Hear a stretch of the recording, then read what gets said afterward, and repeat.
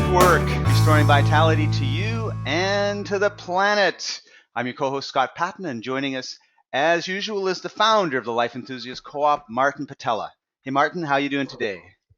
Excellent, thank you. Doing great. Awesome. We got a special show for everybody. Joining us today is an amazing gentleman with over 16 years of dedicated experience and understanding of the inner workings of the human body. He's a true living master of what it means to walk the talk on the road to higher and higher levels of natural beauty, vibrant health, and peak performance. And I had the honor and delight of being with him on 2 occasions in the last 6 months, because he swung through here twice. Once doing an evening talk on superfood smoothies, which was absolutely amazing, and then certifying my girlfriend the next day as a certified super smoothie expert. And then he came and spoke at the Seed event a couple months later, which I volunteered at and helped out at. And in both cases, I just found it absolutely amazing and just a fountain of information. So we want to welcome to the show David Wolfe. Hey, David, how you doing? Awesome. How you guys doing? I'm doing great.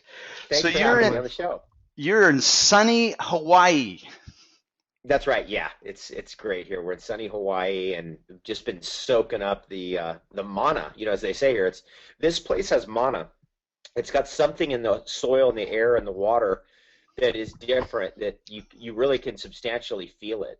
And it's just incredible. The rejuvenation you can pick up here in a very short period of time is pretty extraordinary. Which island are you on? I'm on Hawaii. Oh, cool. And I just got over here from Big Island, so I spent quite a bit of time over on Big Island on this particular trip, and then jumped over here to Kauai. It's quite phenomenal on both these islands. One of them is the oldest, Kauai, of the chain, and then the newest is the Big Island. So we were on, we kind of danced between those. Awesome. We have been talking on our podcasts with our audience about Ormus and the you call it mana. It's another nice name for it.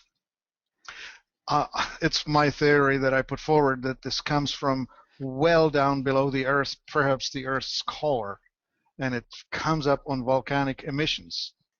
And it's found in so many locations on the planet, and I believe it's the volcanic soils that carry that extra kick, that extra nutrient, which wakes up or supports the life force in all of us, in all living things. So that's definitely what you definitely feel that when you're on the lava. And I was actually dangerously on the lava a few days ago, where literally the molten lava was 5 inches below my feet. It was melting the rubber on my shoes. Wow. On my vibrant 5 fingers. And I was with my friend Elijah, and we were like, uh-oh, we better get going, because we walked right to where the lava was flowing into the ocean, and then we kind of backtracked up the flow a little bit where it was a little bit cooler, because it was an underground lava flow, basically. And we walked over, and we were in between lava flows before too long. And then on the way back, we took a different way back, and we hit a hot spot, and it was really hot. And you could look between the cracks and see the lava. Literally, it was 5 inches below your feet. It was crazy. Wow. Yeah, that must be an impressive and almost life-changing experience. When you connect to the core of the planet this close, right? It is really special. I think that's one of the great things about the Big Island of Hawaii. There's probably only 2 places in the world where you can get an experience like that, and one of them is Hawaii, the other is Iceland. Right. And it's what you're saying. I mean, the coconuts that come from that lava field and the noni that comes from that lava field, it has the mana in it. It's got the magic. Something's going on there that's very unique. And also the honey that comes off the ohia trees that grows on that lava field it's got it. You could smell it, the DMT on it. I mean, you could smell the honey itself. Smells and tastes like DMT. So you're actually closer to God every time you ingest that food, because it just wakes up that extra neurotransmitter connection, right? Yeah, exactly. Yes, definitely. Well, yeah, so something like that's going on. Yeah, you probably don't know it about the Life Enthusiast movement, but ever since I started this company, we have been promoting Ormus and Ormus products, and been with the alchemists, and I'm one of the people who has been teaching others how to concentrate their ormus out of sea salts. And anyway, I We're know, on a I very know, parallel track. I mean, from my interactions with you, we're on a very parallel track. I mean, it's just amazing, actually. And very yes. similar approach to diet, nutrition, lifestyle, health in general, ormus elements. I mean, you appear to be extremely versed in this area, adaptogens, for a long period of time. So I find that to be really cool. We're actually very, very closely aligned. Well, very much so. Very much so. The big advantage you have is that you have gone on the stage and you have, I don't know if you ever had the fear of public exposure and being out there, but you've done a phenomenal job of being the voice, being out there, pushing it. I guess And we that's the really one thing. appreciate that too, David, Yeah, because absolutely. someone has to get out there and kind of whack at the bushes and get people back on the right track, because we've just seemed Be to the have gone vanguard. Yeah. we we just seem to have gone so far off track with plastic foods. It literally is plastic food. I mean, it's like that. Yeah, but I find it cool that you guys are like you have the whole perspective and you've kind of arrived at a similar conclusion. I mean, that's kind of what we're really aligned on, is that through all your research, you've arrived at the same kind of conclusions that I have, and that's very cooperating. It's kind of strengthens our resolve, doesn't it? Makes me feel like, okay, I'm not just out to lunch. This makes sense, and we're on track. Yeah. Yeah, I would echo that. We're crazy, but we're crazy together, and it turns out that crazy is the only way that the um, knowledge of humanity gets advanced. I'm reminded of that famous statement that says all discoveries are at first violently opposed, Right. then Yeah. they're ridiculed and finally accepted as self-evident. Yeah. And And I think that's I'm a big fan of Blaise Pascal's phrase, which is the old ideas are never overturned. The people who have them simply did die off. That's okay. that's how I look at it.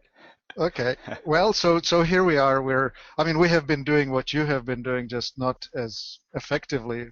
I totally admire you for what you've done, and the movement you have kicked off, and all the wonderful content that's out there with your name on it or your voice.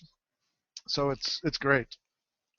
Well, and I Very found it cool. was really exciting the two times that I listened to you to go, wow, like here's somebody else saying exactly the things that I've been hearing for years and years and years from Martin, and I didn't, I felt the same way I think that you did, David, and that wow, like we're not really alone. Like we felt like solitary voices in the wilderness, and here I am with 200 people crammed into this room, all listening to you talk and going, all right, it's kind of nice to be part of that community. Right on. Yay. Absolutely. And we are the part of the same community. So I guess for everybody listening, um, we should probably get into some of the conclusions that we've arrived at. Kind of focus that. Like, I'd like to hear from you guys. Like, where do you land on the whole like vegetarian, vegan, raw food, omnivore, carnivore story? Fantastic question you put forward. In the last year, I have become a certified metabolic typing advisor.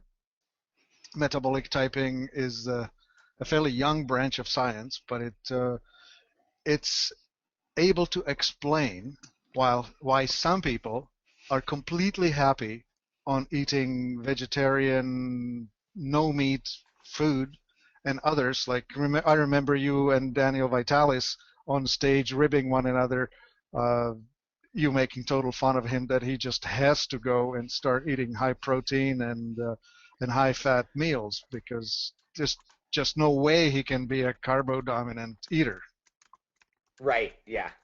And so when you say where do you fall on this, my statement is raw is good because it's rich in enzymes. And biodynamically grown is good because it actually has the minerals and nutrients and all of the primal bits of nutrition that are supposed to be there. So it's not good enough to just eat raw. You need to focus on raw organic and organic biodynamic. which Cool. All then right. brings us back to the ormus and the volcanic soil and the rock dusting of the fields and all of that form of make sure that the nutrients you eat, and I believe that it's the pigments, it's the greens, the reds, the yellows, the oranges, all of the pigmentation that your body needs a lot of in order to stay protected and not succumb to the metabolic fires. I see it as you're burning up something in order to create energy in presence of oxygen, but that's sort of like holding a glowing ember in your hand. Each cell is producing this metabolic fire and needs to somehow contain it. And I believe that the container are these antioxidants, all of these nutrients that we need to eat. And to complete on that picture is some people um, have become probably through ancestors. I think it's genetically motivated. Perhaps the 10,000 generations of the ancestors have become adapted to a life on a certain terrain, like for instance on a seashore as fishermen, or in the middle of a forest somewhere tropical where it was easy to find fruit every day, or somewhere in a cold northern forest where hunting was the only available option in the winter. And so with that, some people have adapted in a way that requires high protein and high fat in their diet and low carb. And others go sort of the middle of the road where they are fish and eggs and vegetables, but not a lot of carbs. And then the third one would be the vegan vegetarian tropical eater, which finds it very easy to eat very low protein diet and be quite balanced and happy. Yeah, right on. I mean, I feel like we're a humanoid, and that humanoid form has the ability to adapt better than probably any other form on the planet. And that's what makes us really special and unique. And I think that this research that David Wilcock's putting out there, and a number of other researchers in the kind of the um, alien abduction world, and just all this exotic information, is indicating that we're not the only humanoids in this galaxy. That there are other that the humanoid form is like a galactic template, and that template is a pure adaptogenic template. That's how I read it, and that wherever you're positioned on whatever planet you're positioned, you have the greatest chance of survival with that humanoid template because you can adapt to the different environment that's there. And so I'm just kind of bringing it to the exotic and the esoteric and that level because that's what I've been exposed to, and I just can't ignore some of the research that's been put in front of me. Well, I'm so impressed that you're willing to step right into this one and declare it that, oh, by the way, the humanoid is not really local to this planet. It's a result of genetic modifications, and we're really quite new. We only have maybe 250,000 years of existence, not more than that.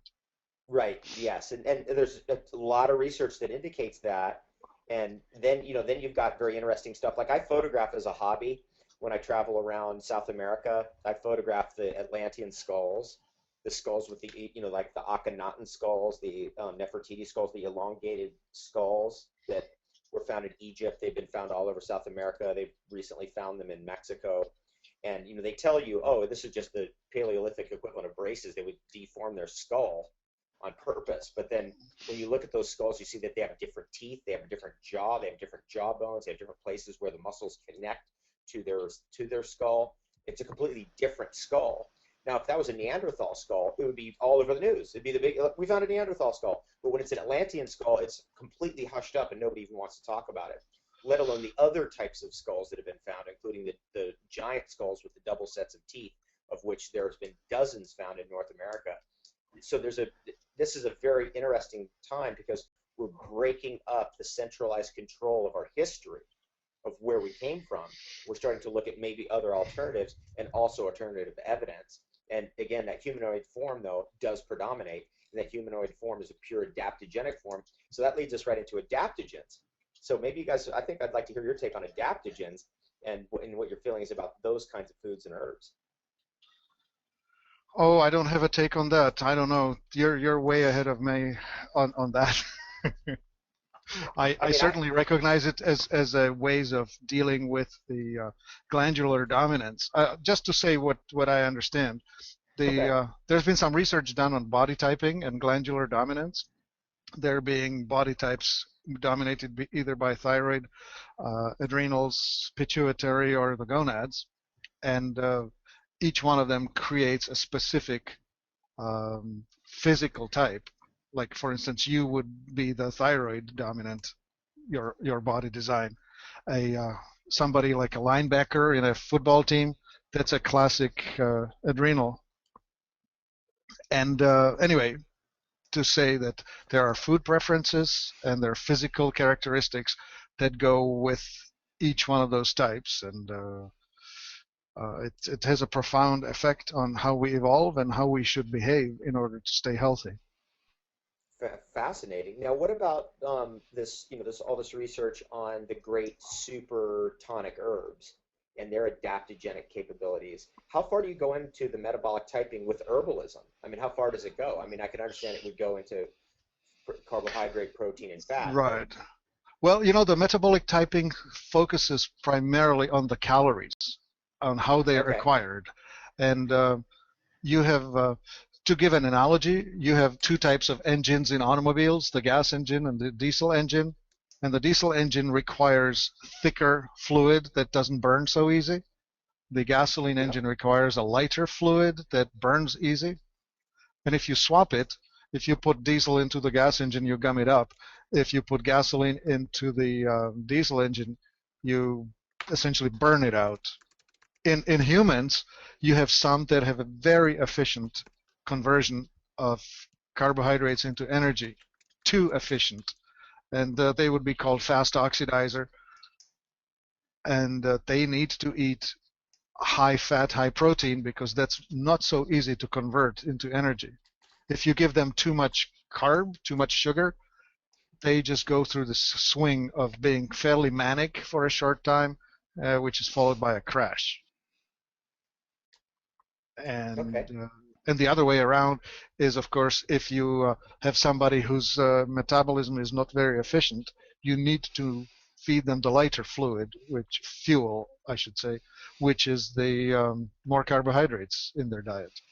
Right, that makes a lot of sense. And that appears to be the basic predominating metabolic types, those two basically. Well, yeah, essentially the two groups, one or the other.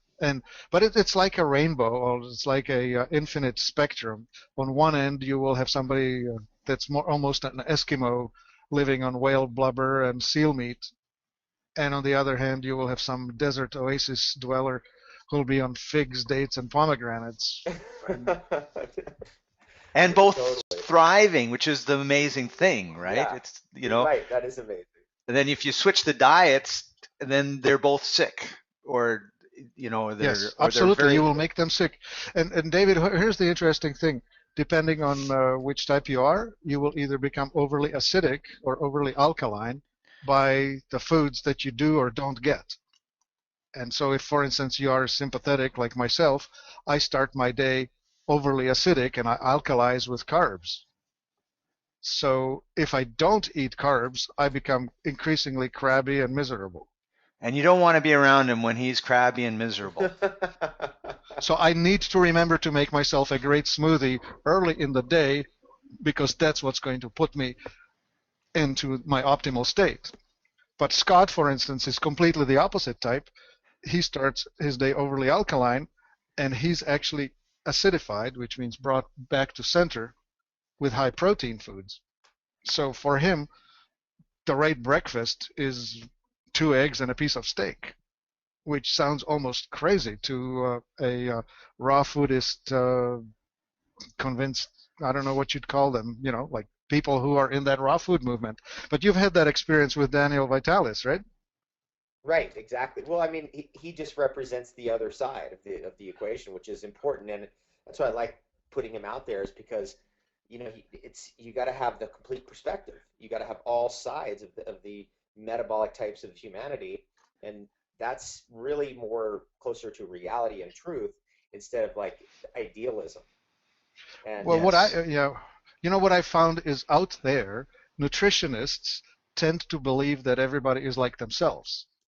And so they'll put out this thought that, Dean Ornish put out that the low-fat, high-carb diet is the only way to go. And then the government signed on, piled on, and everybody was told to eat low-fat diet. Well, that's made many people very miserable. And then on the other extreme, you have the Atkins group, or Jorge Cruz is in there. They are telling people no carbs, just proteins and fats. And it works for those for whom it's appropriate, but not Right, for everybody. exactly. Not for everybody. And so the one size fits all is the core understanding that we're overturning. I mean, there's no more one size fits all anything. We're too adaptable, we're too different, the ecosystems are too diverse for that to occur. Right. Yeah. But the thing that does work is the middle. Everybody needs a decent smoothie with all the adaptogenic herbs and the medicinal mushrooms and the green things and the red things and purple things. All of that middle, everybody needs. And It's that's kind of yeah, that's interesting. That's basically the approach that I've come to as well. And yeah, so let's talk about absolutely. that. Like, yeah, so the medicinal mushrooms and the mushrooms in general. I mean, the way I understand it, and, I recently wrote a book on chaga, which Yes. is I finally got that whole theory in there that mushrooms are from outer space, Uh-huh. which we that's The spores came from out there. yeah, the spores came from outer space, and the spores are very electron dense. They're electron dense like a metal. I actually looked that research up. That is real and it's true. They can survive the vacuum of space. That's also real and true. And that there's been mushroom spores coming into the planet and coming into our atmosphere and coming into the clouds and showing up in rain all along. It's innumerable the amounts of accounts of people. Like I remember reading one account of a guy in Arkansas who'd been living in his place for 30 years. One day there was this weird red rain and these weird mushrooms came up in his yard he'd never seen before, and he swore they came from the rain. There are numerous accounts of that all over the place. That mushroom spores actually come in from the atmosphere, and they probably come in from the heavens, and it's been ongoing. So the way I understand it is that the medicinal mushrooms are allies of life, that they help foster ecosystems and develop ecosystems, and eventually developing tree ecosystems, which is a concentrate of an ennobled substrate, which is a levitational piece of wood, right? A wood is coming up out of the earth, and literally it's doing everything that can't be done, which is it's elevating itself and the water within it against gravity day after day after day, all day long. And that's a more ennobled substrate with which to produce a levitational spore eventually as the force gets going and that tree begins to break down, or even some of these mushrooms live in a living tree, and they use that levitational substrate to create the levitational spore, which can eventually then rise up in the atmosphere through winds and Coriolis forces, some of which escape the atmosphere, fall into the sun, and some are slingshotted out to other worlds. Yeah, good. Uh, So, I just admire the language you're able to heap into a single sentence. Um, right on. but I'm here's what going I get. past Pluto right now. I'm stuck on a spore on my way past Pluto. That was great. But here's here's what I would like to use to perhaps confirm and highlight. And I believe that it's the ormus that the mushroom is pulling out of the decaying organic matter. Mushroom is a decomposer. It is the one thing that helps to turn dying or no longer needed tissue back into its basic components. And I believe that somehow it pulls the ormus together, and you probably know that ormus levitates. It only has it exists in other dimensions, like it oftentimes is just two dimensions here and the one other dimension elsewhere, meaning that it has gigantic surface but no mass. And so with that, it can actually levitate exactly as you're describing, because in this 3D, 4D universes we live in, it's actually able to become weightless or anti-grav. I completely agree with that. That's exactly what my experience has taught me that. I've had some very interesting experiences with Ormus over the years. Very bizarre things have occurred, and one of them is definitely this levitational quality. and this levity that the ormus contains. And I think you're right. I think that's what the mushrooms are going after. In fact, I've grown mushrooms with ormus elements to see if there's a connection. And what the results of that are is that basically my experience is that when you grow mushrooms in a material that is high in ormus elements, or spray the mushrooms or mist them with ormus elements, that they are basically become genetically perfect. They look genetically perfect. Their genotype is completely expressed in their phenotype, to put it in a science. So what you're saying is that the individual specimens are just perfectly formed? Yes, and you can see a level of perfection the way that they grow, and just their overall. Just if you take a picture of it, you're just like, this. I mean, I show pictures of these to people in the audiences, not telling them how it's growing. Just like, this is how you grow mushrooms in an artificial environment, and they just are completely aghast. It looks like a castle in some kind of a fantasy land. I mean, that's what these things start looking like.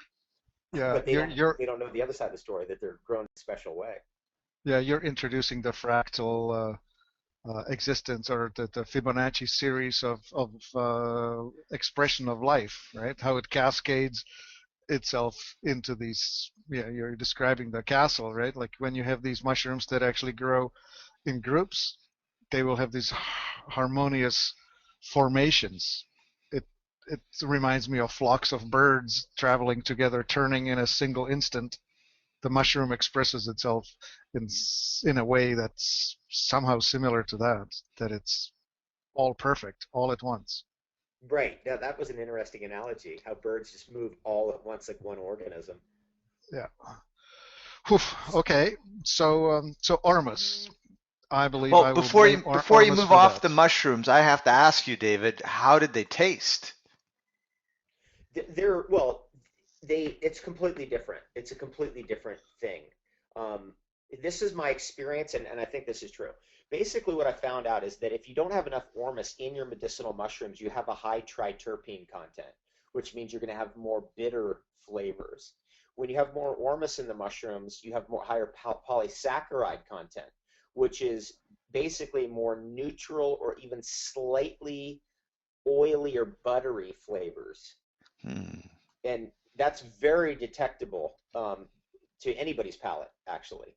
And that's been my conclusion about it. I think the ormus actually adds a higher fraction of the polysaccharides. David Hudson was the first one to indicate years ago, I mean, this is back 17 years ago, that aloe vera was the polysaccharides in the aloe vera were actually the carrier of the ormus elements. I've definitely confirmed that that's true amongst a large variety of different plants, including mushrooms, that the polysaccharide is actually the carrier of it, of Right. the high spin element or the strange matter. George Merkel did some research. He called it the life crystals and the Sumerian elixir and all of that. And he also found that he called it the sun or the light. Well, I'm trying to remember the words, but to translate it how I remember it, it has to do with taking photons and slowing them down until they're static, until they're no longer moving. And it's the stored photons inside of plants that turned into these sugars or polysaccharides, as you said. Yeah, And I so remember George Merkel. I went out and saw his operation out there in El Paso, Texas once. Wow. Okay. That was wild. I drank a lot of his stuff long ago. Do you know Ray de Blasi? No, I don't know. Apparently, he still distributes some of Merkel's stuff. He's in. Okay. If I recall correctly, he's in BC. It would be Osoyoos. That's where Merkel was last. Yeah. Okay, so it's out I there. don't know. Soyuz. I don't know. I lost track. It's moving into the Ormus. Whenever we put Ormus on gardens, we grow more perfect fruit: strawberries, beans, whatever, carrots. Barry Carter's growing these fantastic walnuts that are the size of oranges, and oranges that are the size of softballs, and grapefruits that are the size of I don't know what, volleyballs, gigantic things. Yeah. So all of this happens under the influence of the Ormus. So your statement about the perfection of the plant as it evolves under the influence of the Ormus totally makes sense. I've had just a different sidebar. We also sell something called the Prills, which is a Krill beads? yeah, yeah. We're the original outlet where it all started. Okay. Not that I'm the inventor. It came with Jim Carter, who passed it on to us, and so we were at the beginnings of it back in the late 90s. And anyway, so the Prills, they changed the water. They changed the water in a argon energy style. They change multiple properties of it, the surface tension and the ORP and the pH and whatnot. But what happens is when you water your plants with the Prill water, they grow more perfect fruit, like tomatoes. That, if your biggest tomato you ever grew was 1.5 pounds, you start watering your plants and you'll be growing 2 and 3 pound tomatoes. Awesome. So do you think how much of that is due to the change in the surface tension of the water? Have you done that kind of research on the krill beads? No, we just don't have the funding to do that. But I agree that it's probably much to do with that, because it will help the plant to draw more nutrients out of the soil just because of the surface tension. Yeah, yeah. It could be that, So, but go on. well, I was just going to say, I mean, essentially, what we're driving at and where this is going is this idea, and I kind of want to clarify this for our listeners here, is that basically this is the idea that we're driving at, is you take the most powerful plants in the world and you grow them in the most powerful way possible, and then the animals that they eat thereof, including us, will be perfected by that particular strategy, is kind of what we're driving at. Isn't that true? Absolutely. Yeah. I actually believe that the ormus is the interface between the spiritual and physical worlds. I believe that the thought that exists in a non-material way, in order to express itself, needs to translate through something, and I believe that the something is the ormus. Well, yeah, that's what the research indicates. And again, just for our listeners, the ormus elements are mineral materials. They're actually atoms that are like a chair with 4 legs, but one of those legs is sitting in another dimension. So they're not completely here. They're kind of Great halfway analogy. That's a great Right. analogy. And because And they are... well, yeah, I just wanted to mention to you guys, because this is research I've done that you may not be aware of, is that we produce ormus gold out of gold, so we push it back into its ormus form.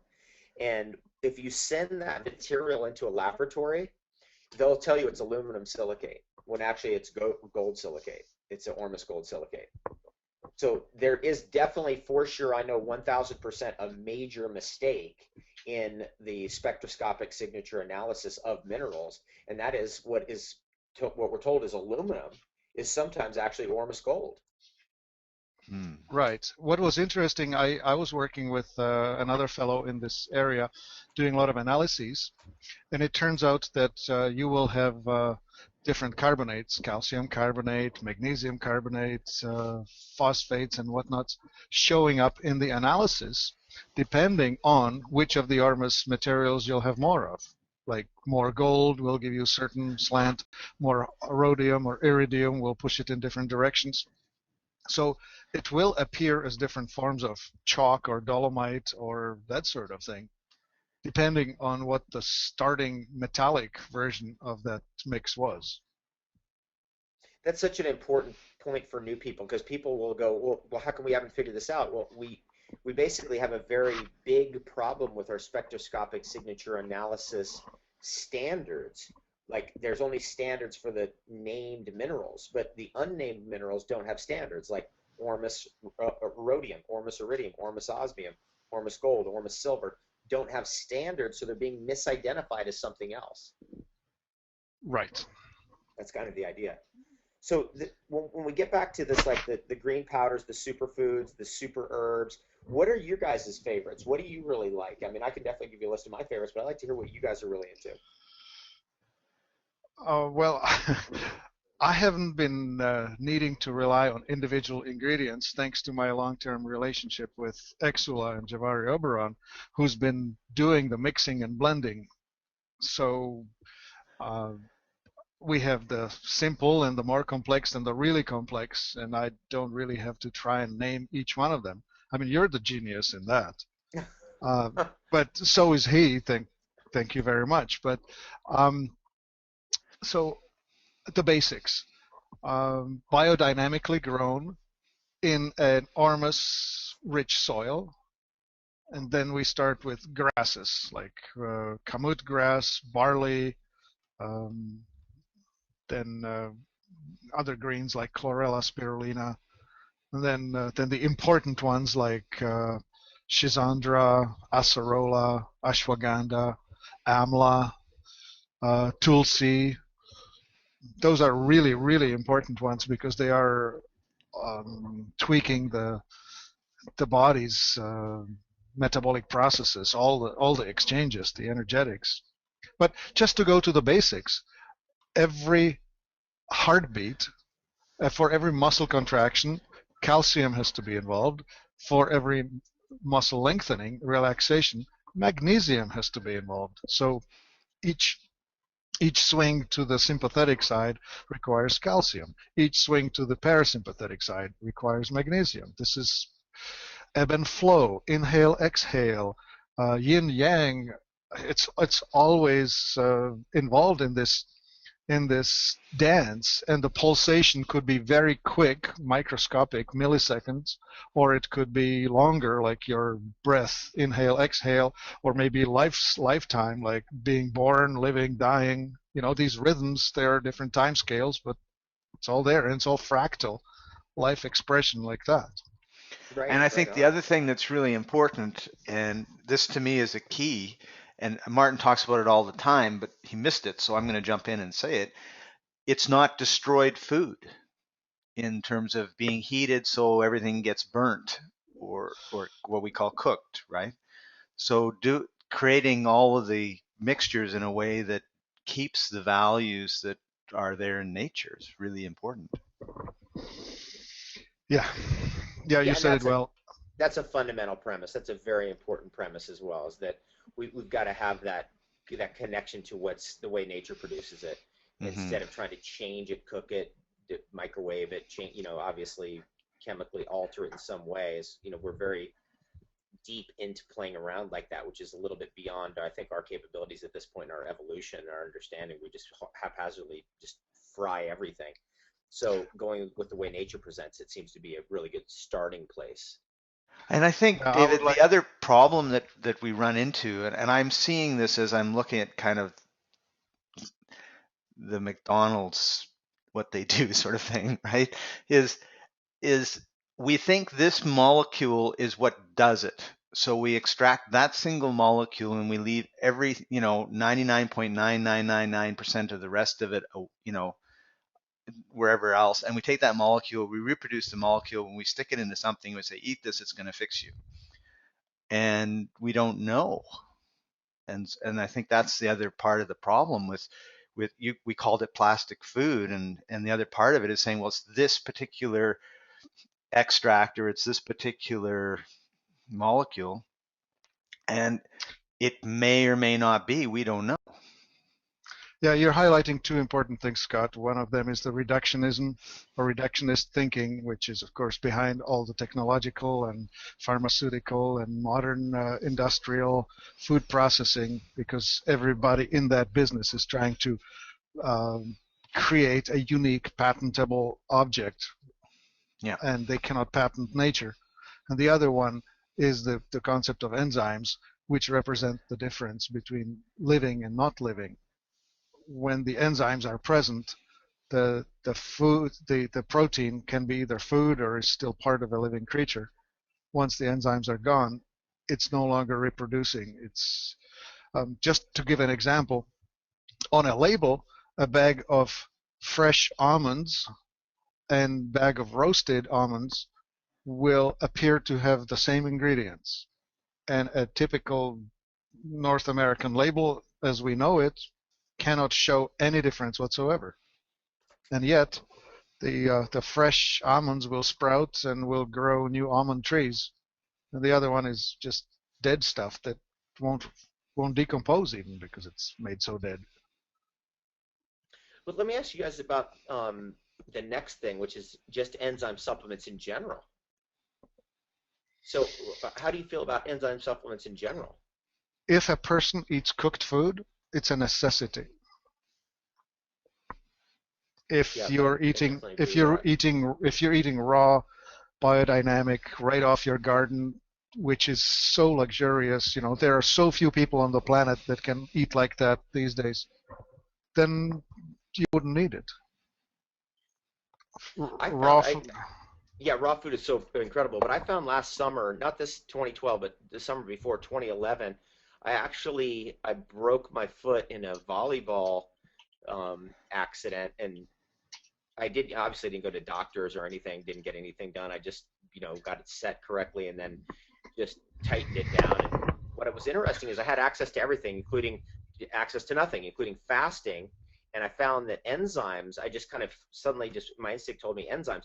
So I started taking 30 enzymes a day, and man, it took the swelling right out immediately. I mean, Hmm. it was profound.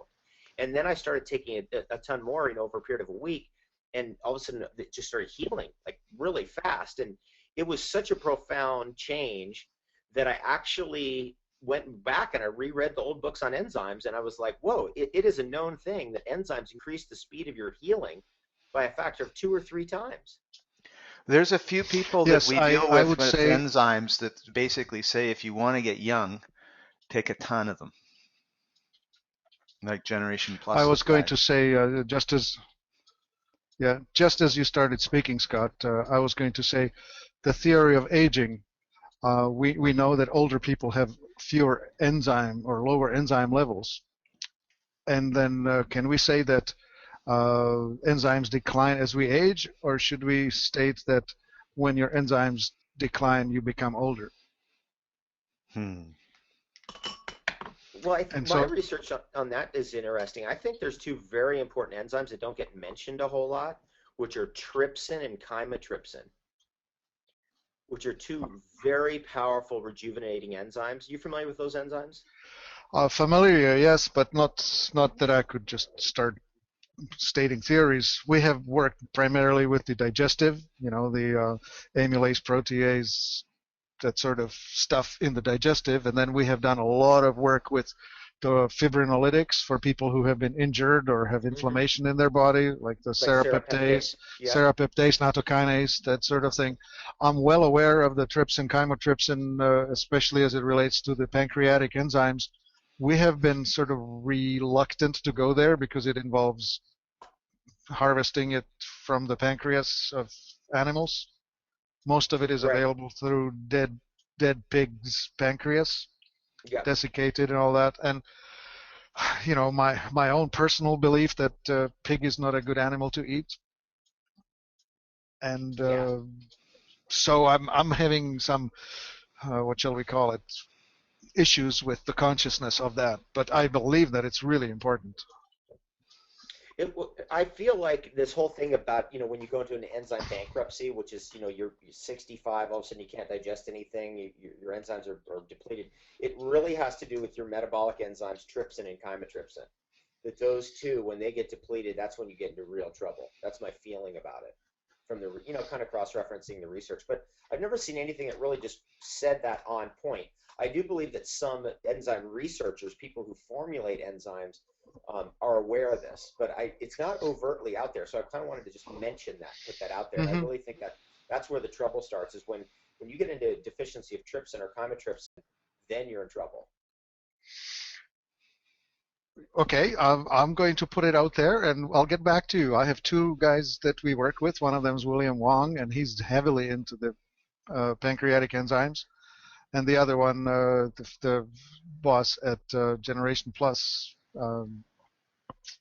which I'm going to talk to him too, and to see what he'll come up with.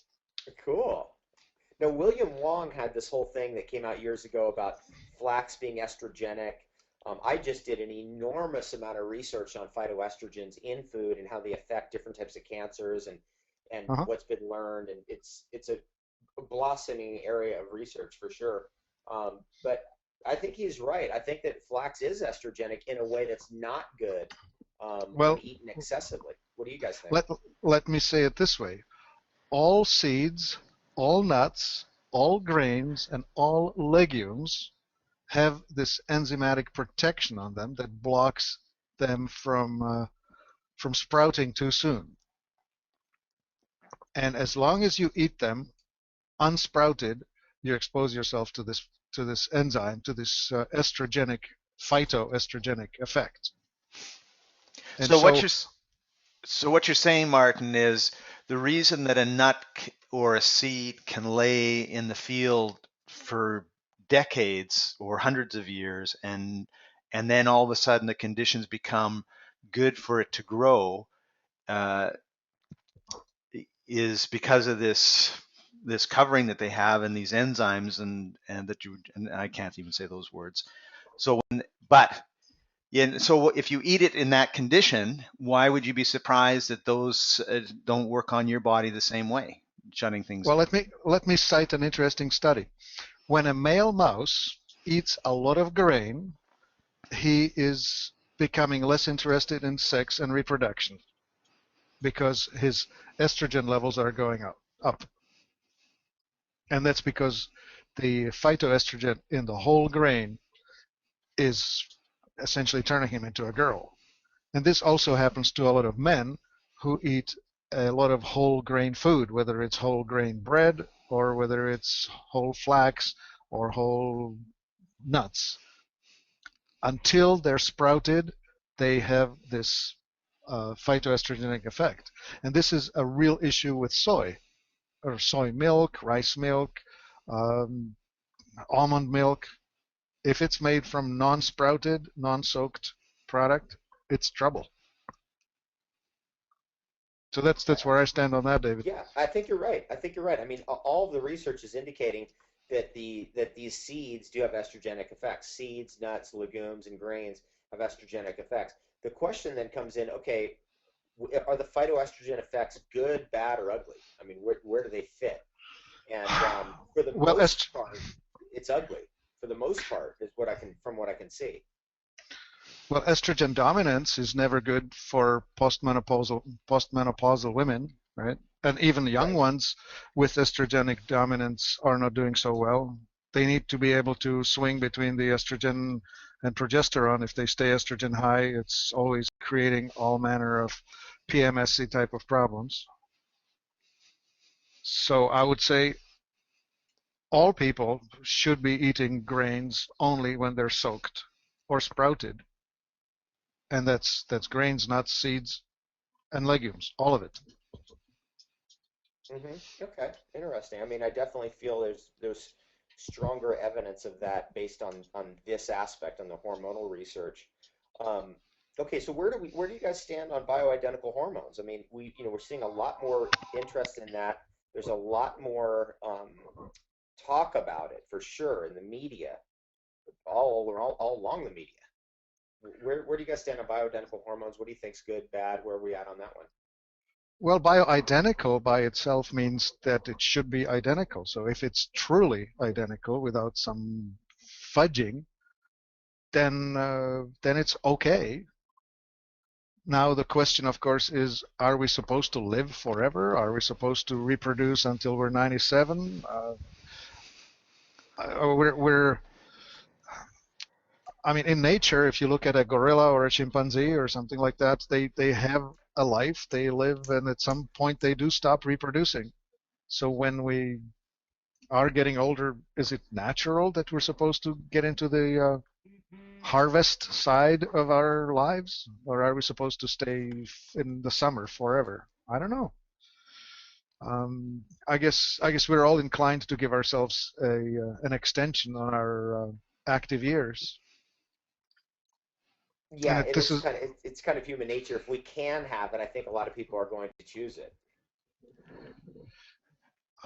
my Absolutely. my my 87-year-old mother. She says, "Well, I'm getting close to the end, and you do need to make room for the young ones. I mean, we cannot live forever. There would be no room left." It's a good point. It's a good point. I mean, this is a very interesting issue. It's like, okay, we're going to develop the technology to live longer. We already have. There's going to be Mhm. more coming down the pipeline.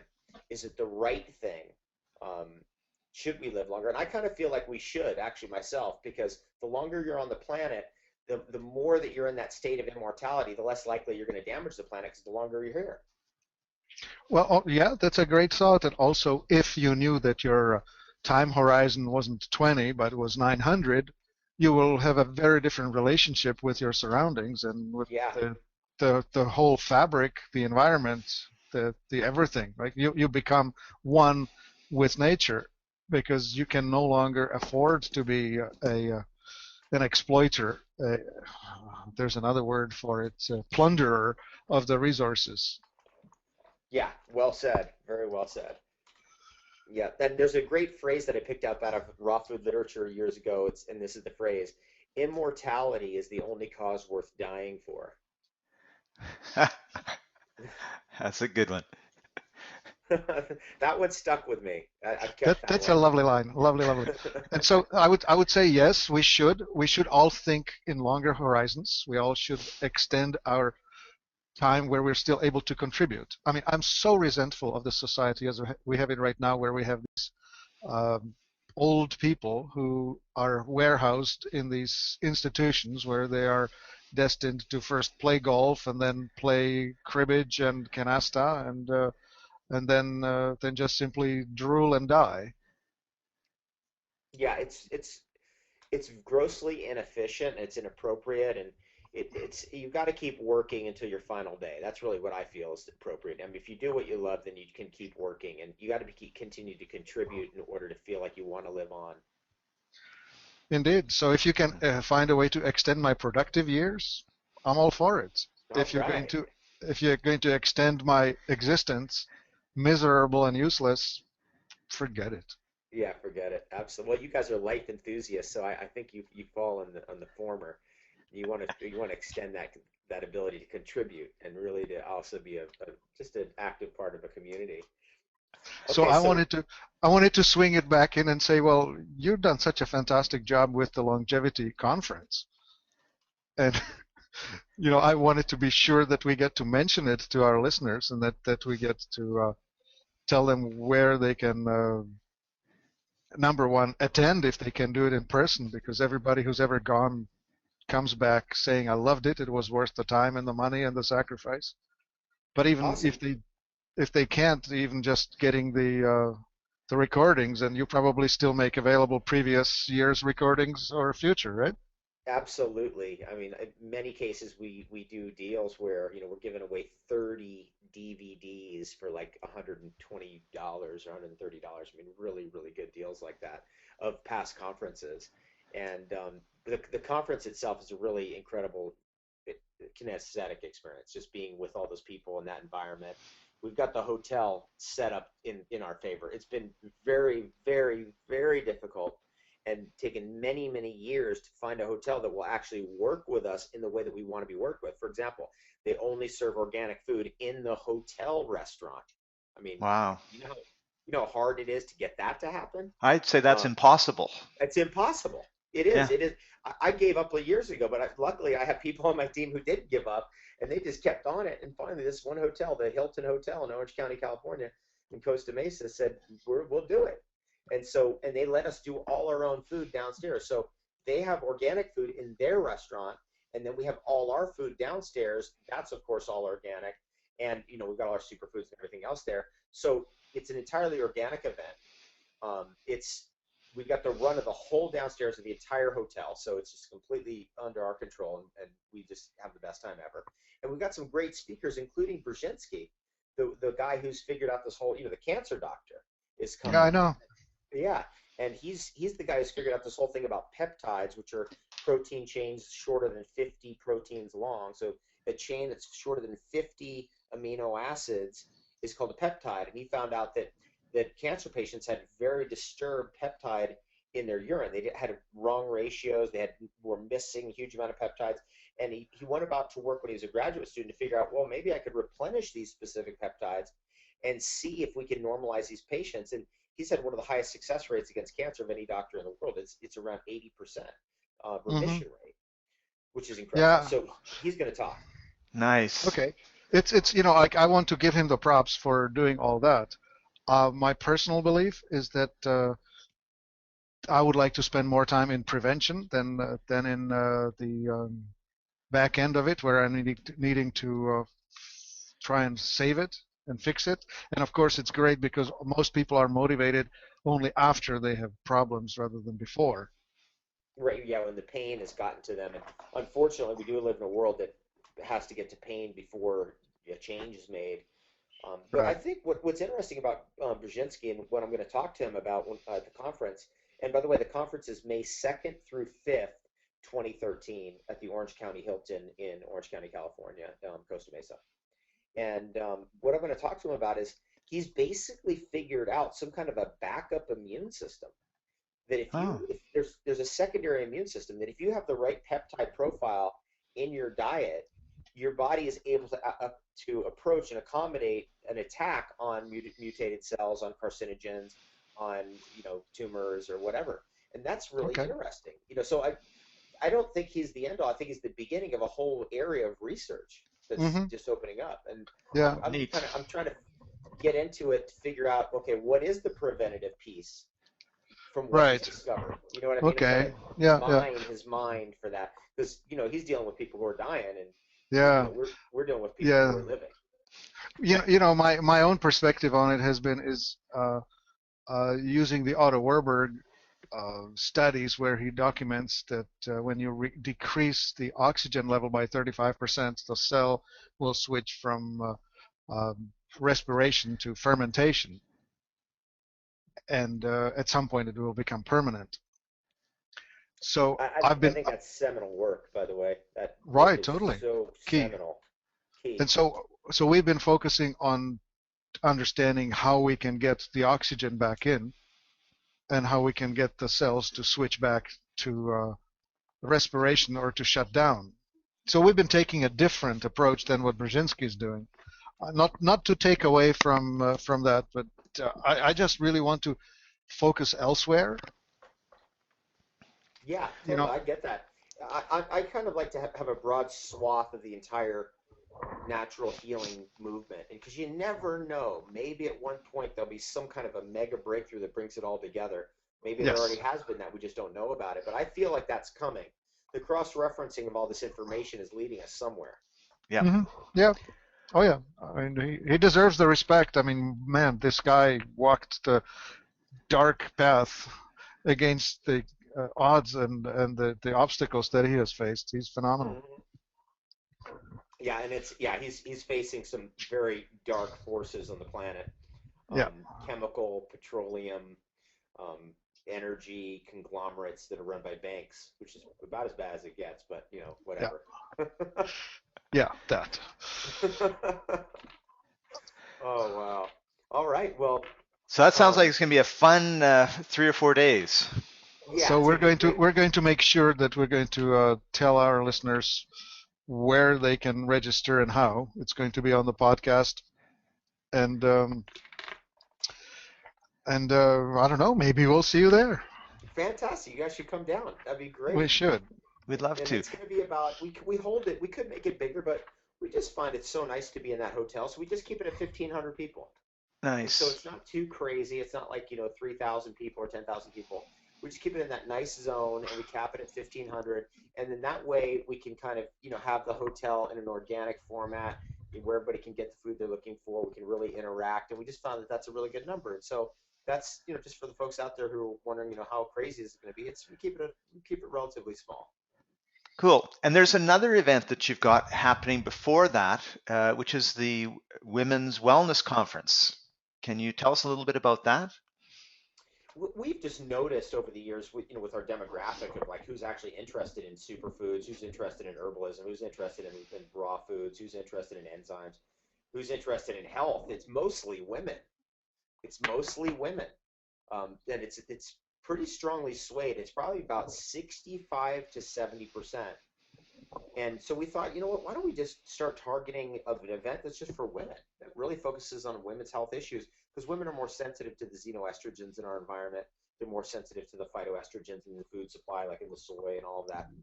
And so we decided to do that last year. We had a very successful event, and we're doing our second one on February 15 through 17, coming up soon here, 2013, at the same location, at the Orange County Hilton in Orange County, California.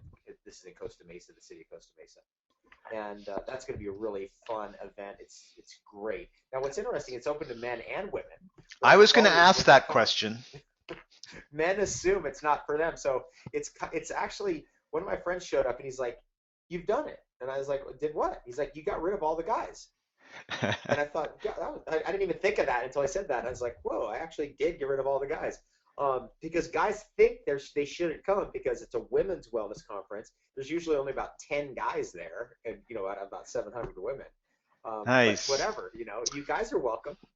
Okay, so I would say that this is probably the best place for a single 45-plus-year-old enlightened guy to go and meet his next partner, right? I would. That's you. You cut right to the chase. Thank you. Yes. That's where the smart money is. If you want to be smart, you're looking for the right woman who's interested in health and who's on the cutting edge and is willing to learn and expand consciousness and awareness. That's a great place to be, and you don't have any competition whatsoever. Sold, David. So You'll be likewise, seeing me there for sure. So likewise for the 10 guys who show up, they are probably Their husbands. frequently asked, right? Their husbands. Their husbands. They got dragged. They got dragged. It was amazing, actually. It was Okay. really, really fun. Cool. Oh, that's great. Awesome. Cool.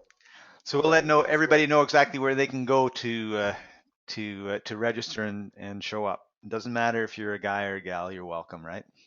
Absolutely, yeah. And it's very educational and a lot of fun. And again, we serve great food, great organic food. Yeah, the food around you is absolutely stunning. I say Thank that from you. personal And experience. Delicious. I felt like, I've been I thank you for that. And I've definitely been blessed in my life, no question about it. It amazes me the type of food that is around me and that people serve and that I've been privy to, that I've had access to. I think it is the best food in the world ever. The Pharaohs never had anything like this. I mean, this is incredible. That's right. Okay, Well, Martin, I think we have come to a full circle. We have, and thanks you guys, and you guys have been great fun, and I'll hopefully see you in Vancouver, if not Calgary, or at the Women's Wellness Conference, or at the Longevity Conference, or all four. That'd be awesome. We'll make sure to connect and hope to have you again when you have something important we would like to share with the world. There are plenty of people listening here, so when you when you discover the next thing on the longevity breakthrough or whatever it is that you have to share, let's have you over. Okay, thanks so much. Fantastic. Awesome. So you've been listening to the Life Enthusiast Co-op online radio network, restoring vitality to you and the planet. Thank you very much for joining us, everybody. Thank you, David Wolfe, for being such a gracious guest. We really appreciate it. Hope to have you on again soon. And reach us at 1-866-543-3388 or website www.life-enthusiast.com.